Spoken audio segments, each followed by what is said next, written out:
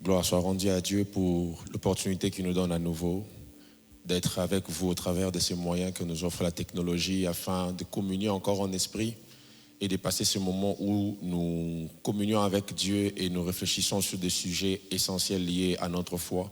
Et aujourd'hui, comme vous l'avez constaté par les cantiques que nous avons chantés, Dieu veut nous emmener à avoir encore l'aspiration, même la conspiration de ce qu'on appelle l'éternité. Parce qu'au-delà de ce que nous vivons dans le temps, il y a ce qu'on appelle la Jérusalem céleste que Dieu nous réserve.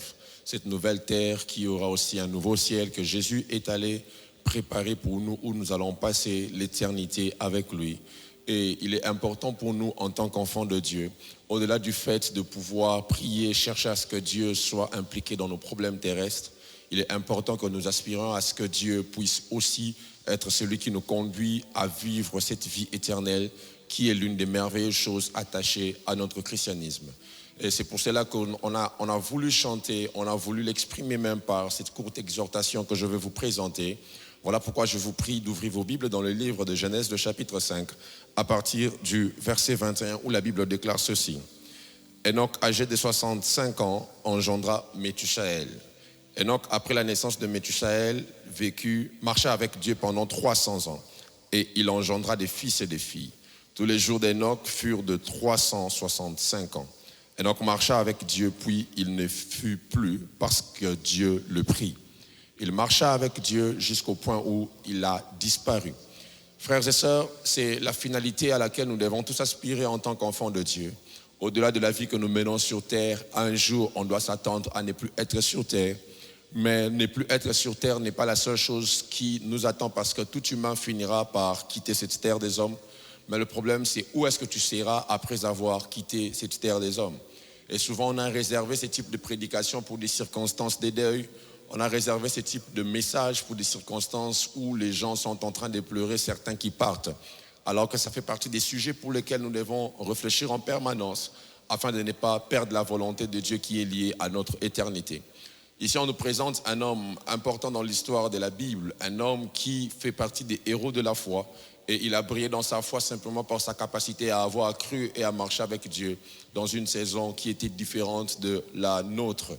Et j'aimerais juste nous présenter, il y a certaines leçons qu'on peut tirer de la vie d'Enoch qui peuvent nous aider, nous, aujourd'hui, dans notre marche avec Dieu afin que nous ne rations pas cette Jérusalem céleste. Et la première des choses qu'Enoch nous enseigne qui nous permettra d'avoir accès à l'éternité, c'est justement la conversion. La Bible déclare qu'Enoch marcha avec Dieu. La Bible déclare que lorsqu'il a eu 65 ans, il a eu son premier fils qui s'appelait Méthusaël. C'est lorsque cet enfant est né qu'on signale qu'Enoch a commencé à marcher avec Dieu. Autrement pour dire, avant la naissance de Méthusaël, Enoch ne marchait pas avec Dieu. J'aimerais te dire, il est possible que tu n'aies pas encore eu l'opportunité de rencontrer Jésus. Mais si tu aspires à vivre ce que nous avons chanté ou même ce que je suis en train de te dire par rapport à l'éternité, sois sûr que Dieu veut que tu fasses une rencontre personnelle avec lui. La conversion, ce n'est pas le fait de chercher un homme de Dieu qui prie pour toi parce que tu as un problème financier. La conversion, c'est le fait de se décider d'arrêter de mener une vie de péché afin de se donner totalement à Dieu. La conversion, c'est ce processus par lequel le toi disparaît pour que le Dieu en toi puisse apparaître et vivre par toi. Et j'aimerais te dire aujourd'hui, il est possible que même si tu as eu à passer autant d'années comme Enoch, que tu arrives à une phase où l'on peut parler de toi disant que tu as aussi marché avec Dieu. Et la deuxième des choses qu'Enoch nous enseigne, c'est la foi. Hébreux chapitre 11 parle des héros de la foi et présente aussi Enoch dans cette liste. Et il est impossible de marcher avec Dieu sans avoir la foi. Parce que ce qu'il y a autour de nous, ce que la génération ou l'environnement nous présente, peut être paradoxal à ce que la foi nous présente. Et il faut simplement avoir la capacité de croire en Dieu pour ne pas marcher selon le monde, mais marcher selon la foi. Et j'aime souvent le dire, la marche par la foi commence par l'écoute d'une voix. Et aujourd'hui, alors que Dieu te permet d'écouter cette voix qui est la mienne, sois sûr que le Saint-Esprit veut que tu commences une marche par la foi afin que tu aies accès à ce qu'Enoch a vécu. Il est possible que tu marches avec Dieu et que tu finisses ta vie comme cet homme a fini. La Bible déclare Dieu l'a pris parce qu'il marchait avec lui. Et la troisième des choses qu'Enoch nous enseigne qui peut nous aider dans notre marche avec Dieu, c'est la sanctification. Hébreux chapitre 12, le verset 14 nous présente ceci en disant « Recherchez la paix avec tous et la sanctification sans laquelle personne ne verra Dieu. La paix, on la cherche avec tous, et la sanctification sans laquelle, on ne dit pas sans lesquels, on dit sans laquelle. Ça veut dire même sans la paix, tu peux voir Dieu, mais sans la sanctification, tu ne peux pas voir Dieu. Voilà pourquoi vous verrez que même lorsque Jacques parle de la prière, il parle de la prière et il nous présente une facette où il dit la prière fervente du juste a une grande efficacité. Le problème avec la prière n'est pas de beaucoup prier, mais le problème avec la prière est de ressembler à celui qu'on prie. Et pour ressembler à celui qu'on prie, on doit justement se sanctifier. Et sans la sanctification, on dit personne ne verra Dieu. Et j'aimerais d'ailleurs aller plus loin pour te dire, quand on parle de voir Dieu ici, il ne s'agit pas seulement d'aller dans cette nouvelle Jérusalem. Même dans ta vie terrestre, il est possible que tu voies Dieu si tu vis selon Dieu. Et certaines personnes sont même privées des prodiges de Dieu simplement parce qu'ils ne se donnent pas la peine de se sanctifier. Il dit à Josué de dire à son peuple de se sanctifier car demain il fera des prodiges. Certains accès aux prodiges sont liés à l'état qu'on a avant le prodige. Et je prie dans le nom de Jésus que Dieu nous emmène à nous sanctifier. Et je vais chuter par là. On dit Enoch engendra Méthusaël et après il a commencé à marcher avec Dieu pendant 300 ans. Qu'est-ce qui a fait que la naissance de cet enfant soit citée de manière particulière alors que l'on dit après qu'il a eu des fils et de filles? Mais qu'est-ce qui a fait que lorsque cet enfant est né, qu'on puisse signaler un événement particulier qui est le commencement de la marche avec Dieu? C'est simplement un phénomène attaché à la naissance de cet enfant qui était la révélation de Dieu qui avait été donnée à Enoch. Méthusaël veut simplement dire quand il mourra, ça arrivera. Je répète, Méthusaël veut dire quand il mourra, ça arrivera. Qu'est-ce que Dieu était en train de dire à Enoch alors qu'il venait d'avoir son fils? Dieu disait à Enoch, je suis sur le point dans les jours qui viennent de détruire la terre. Et le fils que tu viens d'avoir, le jour où il mourra, ce que je viens de te montrer va arriver. En d'autres termes, Dieu montrait à Enoch le déluge qui allait arriver au temps de Noé.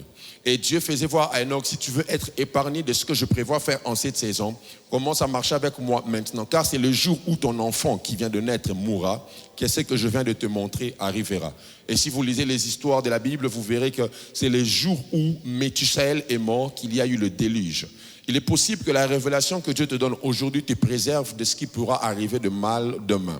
Il est possible que le message que tu entends aujourd'hui soit la naissance de ton Méthusaël qui te préserve des choses que Dieu est sur le point de faire dans les jours qui viennent. La terre que nous voyons avec tout ce qui y est contenu va finir. Ne pensez pas, puisque les hommes conçoivent aujourd'hui des bunkers pour se dire qu'il est possible de vivre dans des maisons souterraines après la destruction de cette terre, que cela sera possible. Frères et sœurs, la Bible est l'autorité qui ne ment pas et ce qui est contenu dans la Bible se réalisera. Cette terre que nous voyons va passer et peu importe les prévisions et les arrangements des hommes, le monde que nous vivons finira par disparaître. Et pour ne pas disparaître avec le monde que nous voyons, il faut être en Christ afin d'apparaître dans le palais céleste qui nous réserve, qui s'appelle la Nouvelle Jérusalem. Et si tu aspires à ces choses par ces trois principes que je viens de te présenter, mets juste ta main sur ton cœur et je vais prier avec toi. Peut-être même que tu n'es pas païen, tu es chrétien, mais tu te rends compte qu'il y a une distance entre ton présent et ce futur qui doit arriver afin que tu aies accès à cette vie.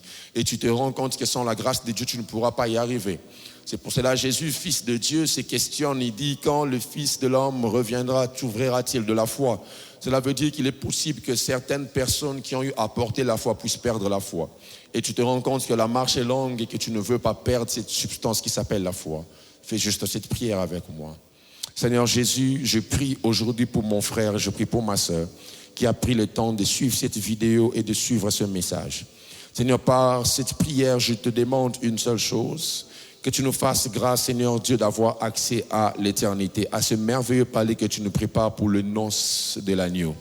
Nous ne voulons pas être exclus de ceux-là que tu vas venir sauver, de ceux-là que tu vas venir récupérer, peu importe les persécutions du temps présent et les réalités de l'environnement, que cela ne puisse pas enfreindre la gloire à venir, car Paul pouvait si bien le dire, que les souffrances du temps présent ne peuvent pas prévaloir face à la gloire du temps à venir.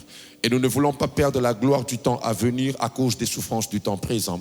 Voilà pourquoi nous voulons que tu nous préserves dans ce présent pour qu'on ait accès à ce futur. Ma prière et le vœu de mon cœur, Seigneur, est que cet homme et cette femme qui me suit ne puissent pas rater ce meilleur rendez-vous qui dépasse tous les rendez-vous que l'on peut avoir sur la terre. Le rendez-vous avec celui qui nous a sauvés. Celui qui est monté un jour sur une croix et qui a donné sa vie pour qu'on ait la vie. Nous ne voulons pas perdre la vie qu'on a reçue par le prix du sang d'une personne, mais nous voulons pérenniser cette vie en ayant accès à l'éternité que cette vie nous offre. Seigneur, voilà pourquoi nous, on ne pense pas seulement qu'on mourra, mais on subira un transfert, car notre mort est le commencement d'une vie qui ne finit pas. Ma prière et le vœu de mon cœur est que tu nous gardes dans ces choses et que nous ne puissions pas quitter ta présence jusqu'au jour où tu reviendras. Donne-nous la sagesse qui était dans les 5 femmes sages qui savaient qu'il fallait qu'il y ait assez d'huile dans les lampes et même d'huile en stock pour que lorsque l'époux viendra, que les lampes restent allumées. Et cette huile dont nous avons besoin, c'est la présence du Saint-Esprit qui est là pour préparer l'épouse à la rencontre de l'époux. C'est ainsi, la Bible a pu le dire, que l'Esprit et l'épouse puissent dire « Viens, ce soir ou ce matin ». Peu importe l'heure à laquelle on me suit, Seigneur, je veux qu'ensemble, qu'on dise « Viens, cher époux, viens Jésus, maître de l'Église, viens parce que nous sommes dans un temps compliqué. Nous ne voulons pas attendre que nous nous marions, nous ne voulons pas attendre d'avoir des enfants ou avoir des millions.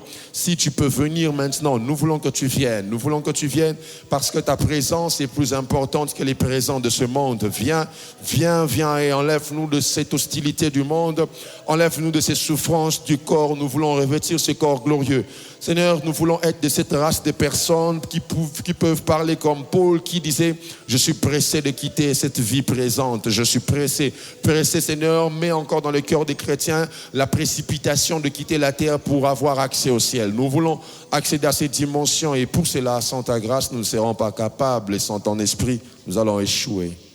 Accorde-nous cette grâce et qu'un jour que nous puissions nous revoir au ciel et penser qu'un jour on s'était vu sur la terre et qu'on ait le souvenir de ce message disant qu'un jour Dieu nous avait parlé. Au nom de Jésus que j'ai ainsi prié. Amen.